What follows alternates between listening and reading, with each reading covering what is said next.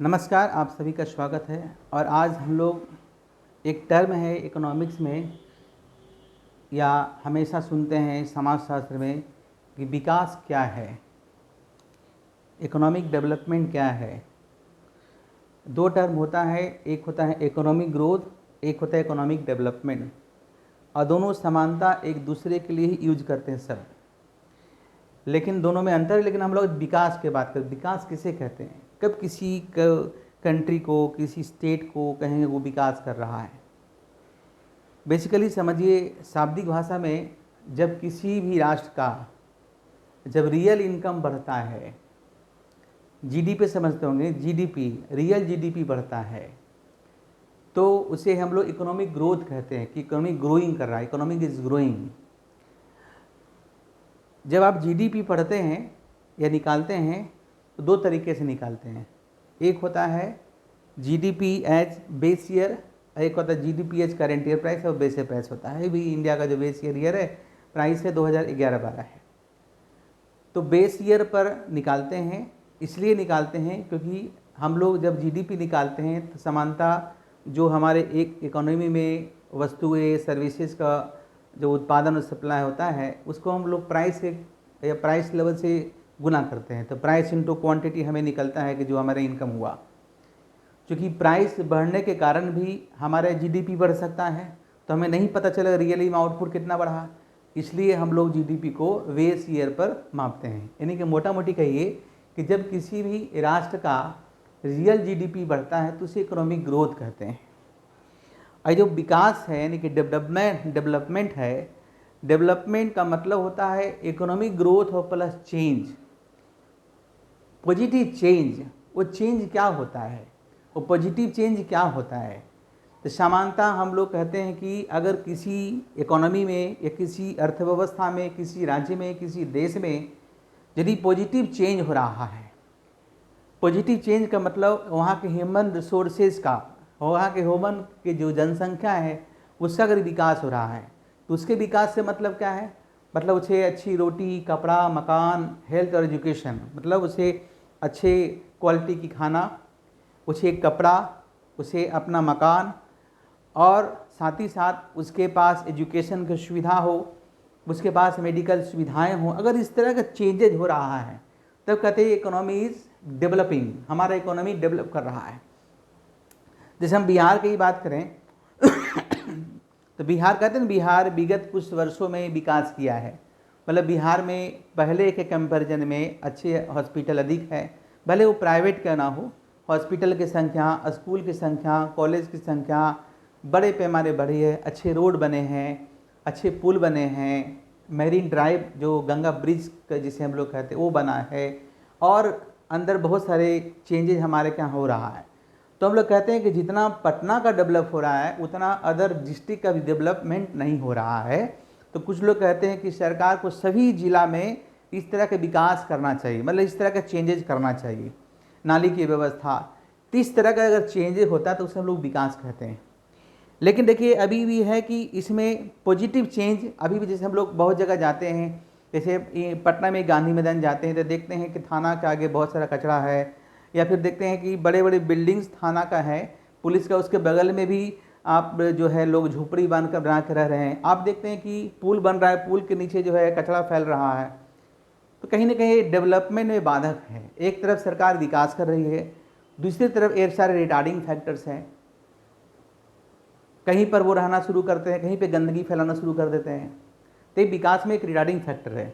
तो चलिए और समझते हैं हम लोग एक एक चीज़ करके। आप इनका नाम सुने होंगे, अमर्त्य सेन का नाम सुने होंगे। अमर्त्य सेन एक ऐसे व्यक्ति हैं, एक ऐसे इंडियन इकोनॉमिस्ट हैं जिन्हें 1998 में नोबेल प्राइज़, जो कि वर्ल्ड के सबसे हाईली रिस्पेक्टेबल प्राइज़ है एजुकेशन के क्षेत्र में, उन्हें आपको मिला है 98 में। भारत सरकार ने भी भारत रत्न से सम्मानित किया है, भारत का सर्वोच्च प्राइज़ है।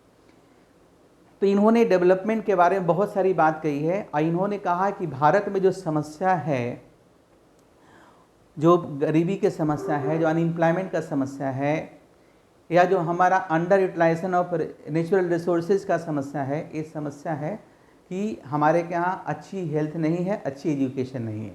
इनके हिसाब से अगर अच्छी एजुकेशन लोगों को मिले अच्छी हेल्थ सुविधा अगर दे सरकार, दोनों दो चीज़ों को अगर सुधार दे तो भारत का तीव्र गति के साथ विकास होगा। भारत सरकार या राज्य सरकार इस पर काम भी कर रही है। बिहार में भी देखा होगा, चूँकि हम लोग पटना से आपको पढ़ा रहे हैं कि विगत कुछ वर्षों में बिहार सरकार ने सभी के लिए, खासकर महिलाओं के लिए ही पोशाक योजना, साइकिल योजना और बहुत सारे इंसेंटिव कि 10th के बाद 25,000, 12th के बाद 25,000, उसके बाद BA करेंगे तो 50,000, UPSC के लिए 1 लाख अगर तैयारी करते हैं तो, BPSC के लिए आपका जो है 50,000 अगर PT निकालते हैं तो, या फिर 4 लाख तक क्रेडिट कार्ड की सुविधा सभी बच्चों के लिए। तो ये सारे चेंजेज हमारे यहाँ बड़े पैमाने पर हुआ है और कहीं ना कहीं अहमद सेन से ही प्रभावित रहे हैं कि हाँ, इन्होंने कहा कि अगर एक बार व्यक्ति मुख्य धारा में आ जाता है ना, कोई अगर सोशली बैकवर्ड है तो अगर उसको एक बार मुख्य धारा में ला जाएं तो जाहिर से अगले उसका जनरेशन सुधर जाता है। खासकर देखते हैं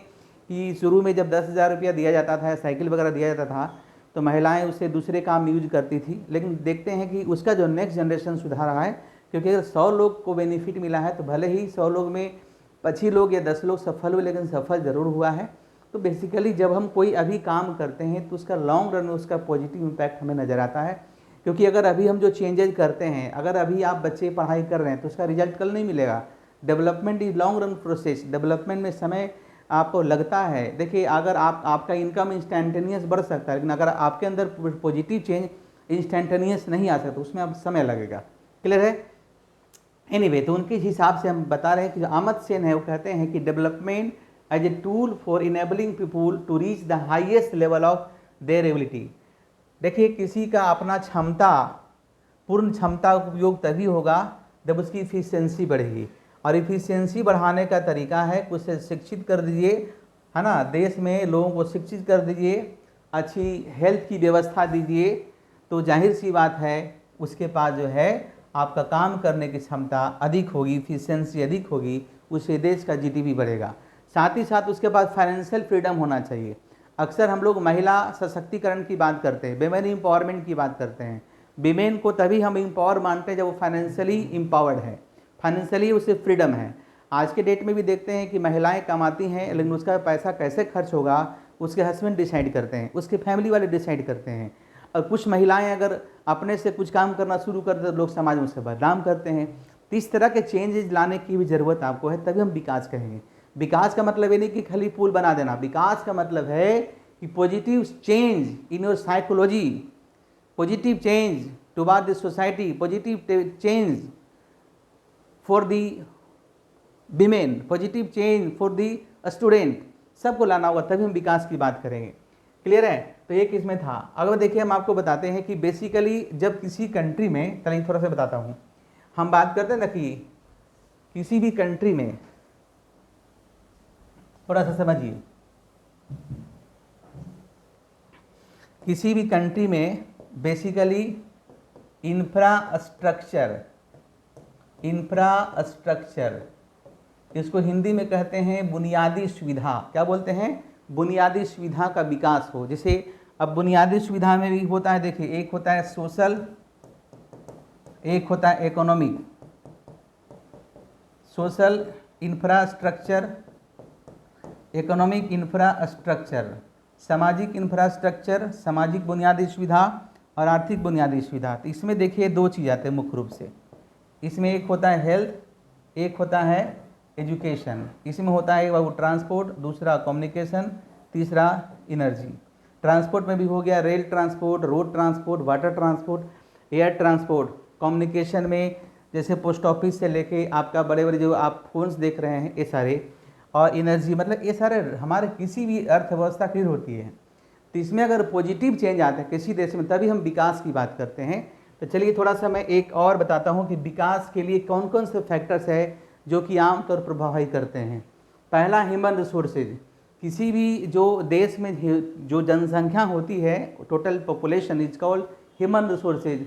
तो ह्यूमन रिसोर्सेज जो होते हैं उसको अगर हम ट्रेंड करते हैं तो वो जो ह्यूमन रिसोर्सेज है वो आपका लेबर फोर्स में कन्वर्ट होते हैं, और उस लेबर फोर्स को जब काम मिलता है तो वो फिर वर्क फोर्स कहलाता है। बेसिकली जब भी हम ह्यूमन रिसोर्सेज को ट्रेंड करते हैं, जैसे जैसे हम लोगों को एजुकेट करते हैं, तो उस फैमिली का इनकम बढ़ता है, तो जब फैमिली का इनकम बढ़ेगा तभी हम बात करते चेंज का, तभी अच्छे से खाना खाएंगे, तभी अच्छे से रहेंगे, पढ़ाई करेंगे, अपने बच्चों को पढ़ाएंगे। तो ये बहुत बड़ा मैटर करता है। दूसरा है आपका इंफ्रास्ट्रक्चर डेवलपमेंट। इंफ्रास्ट्रक्चर डेवलपमेंट में मैं क्या क्या बताए थे? इंफ्रास्ट्रक्चर में हेल्थ हो गया, एजुकेशन है, ट्रांसपोर्ट है, कम्युनिकेशन है, एनर्जी है। इन सभी चीज़ों का बड़े पैमाने पर विकास होगा तो जाहिर सी बात इकोनॉमी का जो परफॉर्मेंस है वो बड़े पैमाने पर आपको बढ़ेगा। इकोनॉमी का परफॉर्मेंस क्या होगा? बड़े पैमाने पर बढ़ेगा।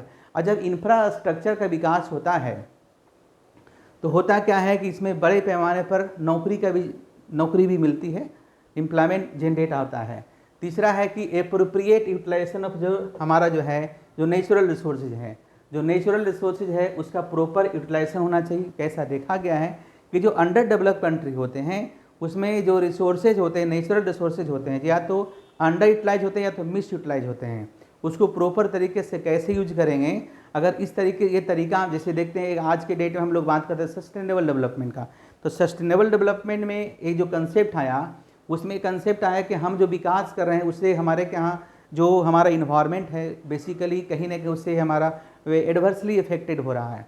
तो अगर हम एक ऐसा विकास मॉडल तैयार करें जिससे अभी जो विकास कर रहे हैं उससे आने वाले जनरेशन पर किसी तरह का नेगेटिव इम्पैक्ट ना पड़े, तो उसे हम लोग सस्टेनेबल डेवलपमेंट कहते हैं। वैसे अंग्रेजी में एक लाइन में कहते हैं development of present generation with protection of future generation is called sustainable development.